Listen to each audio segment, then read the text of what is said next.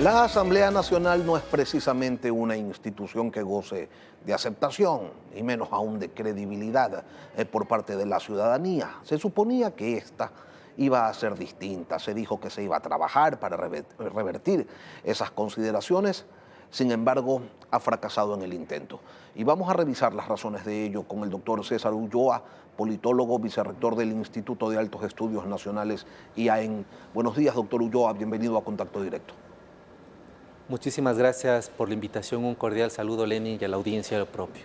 ¿Qué es lo que pasó con la Asamblea de la Gobernabilidad, la que aprobaba leyes por unanimidad, la legislatura de la eficiencia, donde su presidente bandereaba abiertamente su amistad con el presidente de la República? Bueno, es una asamblea que desde la transición a la democracia ha venido deteriorando sus niveles de aceptación, de credibilidad, no así de popularidad, porque son populares por la mala actuación que realizan,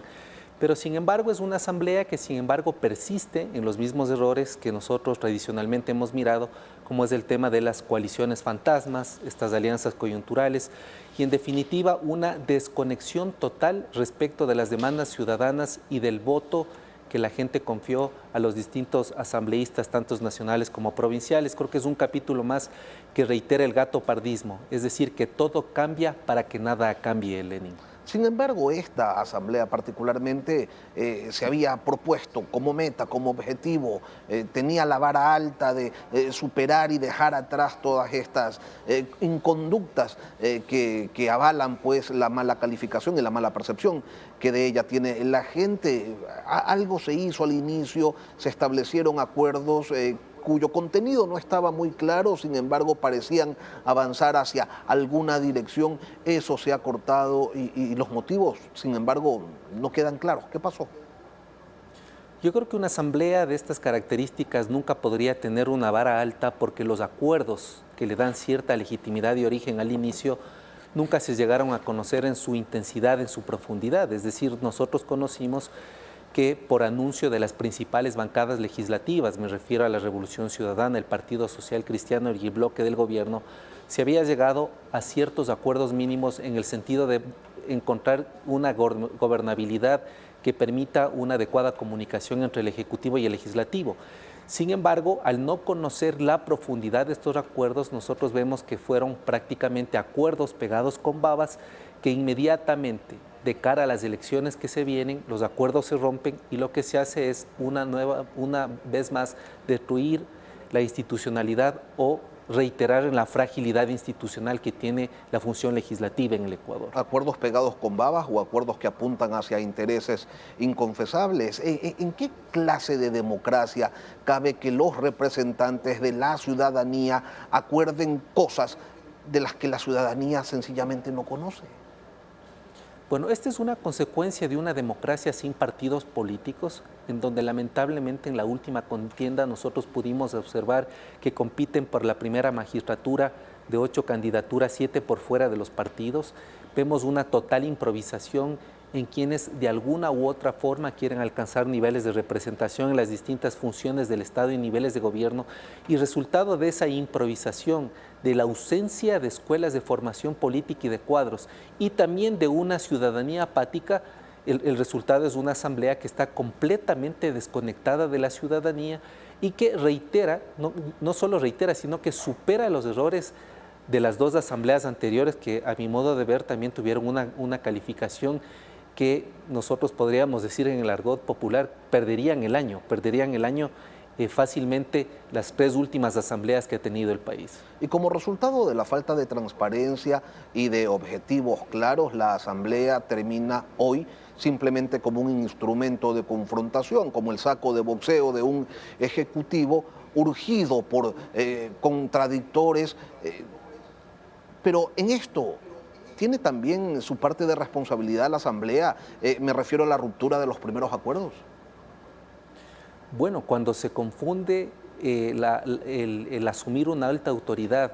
con una previa candidatura, el resultado es este. Es decir, nosotros lo que vemos es una confrontación de 2 choques de trenes en donde las principales autoridades de las funciones del Estado son candidatas a la máxima representación de un Estado. Entonces vemos que por un lado hay un presidente candidato y por el otro lado un presidente de la Asamblea candidato. Entonces, el resultado de una confrontación preelectoral lo que nos lleva es un caos institucional en donde no va a haber sindéresis en términos de que la Asamblea no hace lo suyo en materia de legislación y fiscalización, y por el otro lado también hay un escaso margen de maniobra del Ejecutivo en su condición de colegislador del Estado. Entonces, esta es una situación bastante curiosa porque no hemos tenido, por lo menos en los últimos periodos, que las dos principales autoridades del Estado estén de candidatos para la primera magistratura. Sin embargo, en Carondelet, pues manda el presidente de la República. La Asamblea es un órgano colectivo, no hay nadie que le ajuste las tuercas al presidente Kronfle. No, pero la Asamblea tiene mecanismos de autorregulación, es decir, la Asamblea no puede decirse que no tiene regulación, es decir, es un presidente que obedece además a las 136 voluntades, hay un Consejo Administrativo Legislativo y hay comisiones y hay una agenda legislativa. Que esa agenda legislativa esté descarrilada o que comience a priorizarse el tratamiento de temas en materia de legislación y luego de fiscalización por intereses electorales es una cosa bastante diferente. El país lo que tiene que tener claro es que tenemos una asamblea en un periodo corto, a mi modo de ver, transitorio, pero que tampoco le alcanza con aquellas aspiraciones que tuvieron los asambleístas, porque muchos de los asambleístas, yo tengo la plena seguridad, correrán para una reelección y inscribirán sus candidaturas en el mes de agosto. Entonces, doctor Ulloa, a medida que se vayan ajustando los tiempos electorales, la relación ejecutivo-legislativo irá empeorando, incluso pese a lo dicho por el presidente Kronfle, quien ha señalado que tiende su mano al Ejecutivo para volver a trabajar juntos, pero claro, una cosa es lo que se dice y otra muy distinta lo que se hace. Yo diría que hay mucho ruido y pocas nueces y posiblemente vinos viejos en odres nuevos. Es decir, el Ecuador es un país donde reiteradamente varios sectores de la sociedad civil, partidos políticos, medios empresariales llaman al diálogo, llaman a la cordura, posiblemente a la constitución de un acuerdo más amplio,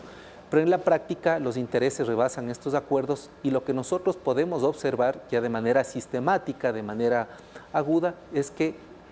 la cercanía de las elecciones indudablemente hace que las posiciones que los distintos actores políticos tomen de cara a lo que significa los procesos de democracia interna e inscripción de candidaturas hacen que el tablero electoral comience a moverse. Entonces yo creo que esta sacudida del tablero electoral impide la gobernabilidad y estamos además en una situación tan crítica que creo que la irresponsabilidad de la Asamblea y esta falta de diálogo efectivo y de llegar a acuerdos con el Ejecutivo termina afectándonos a todos en los principales problemas que son inseguridad, la economía, la insatisfacción económica y todo lo que significa una política social que todavía no se puede observar en los últimos dos gobiernos. Ahora, usted dice, esta irresponsabilidad de la Asamblea, ¿y cuánto le toca al Ejecutivo, que tampoco es que ha sido pues muy responsable a la hora de tratar de instalar la narrativa de que allá está la troncha, esos son los que acuerdan con brazos políticos del narcotráfico, olvidándose que hace apenas semanas ellos estaban también pues en esa misma colada, ¿no? Vuelvo al inicio, cuando no se tiene la claridad de un acuerdo constitutivo que entre comillas iba a permitir la gobernabilidad, el resultado es este, es decir, un acuerdo que se iba a romper fácilmente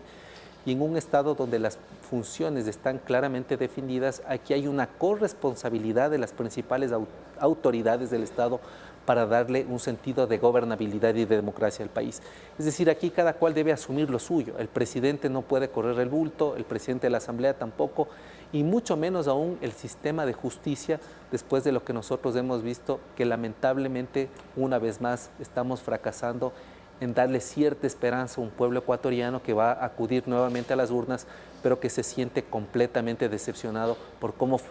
funcionan las distintas autoridades del Estado. Doctor, ¿y no identifica usted, no sé, experiencia, sensatez,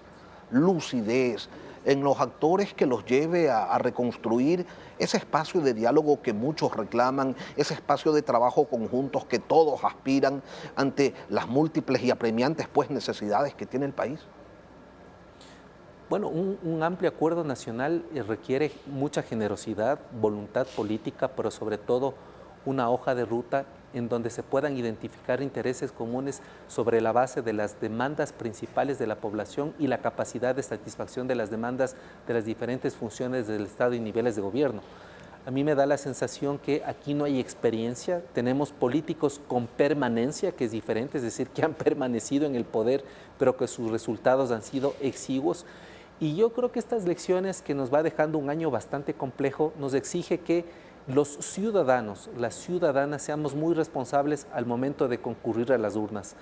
Creo que es un momento crítico en el cual debemos exigir propuestas aterrizadas a la solución de las principales problemáticas, exigir de los candidatos y candidatas quienes conforman sus equipos, pero por otra parte también un debate muy sincero en cuanto a la misma capacidad que tiene el Estado en alianza con la empresa, la academia y sociedad civil de comenzar a resolver desde lo urgente, lo mediano y lo a largo plazo. Entonces yo creo que aquí debemos exigir, ahora que estamos muy cercanos a las elecciones, insisto, 3 elementos: calidad en la propuesta, calidad en el equipo y sobre todo un proceso de seguimiento y viduría para que esas propuestas no queden en una narrativa estrictamente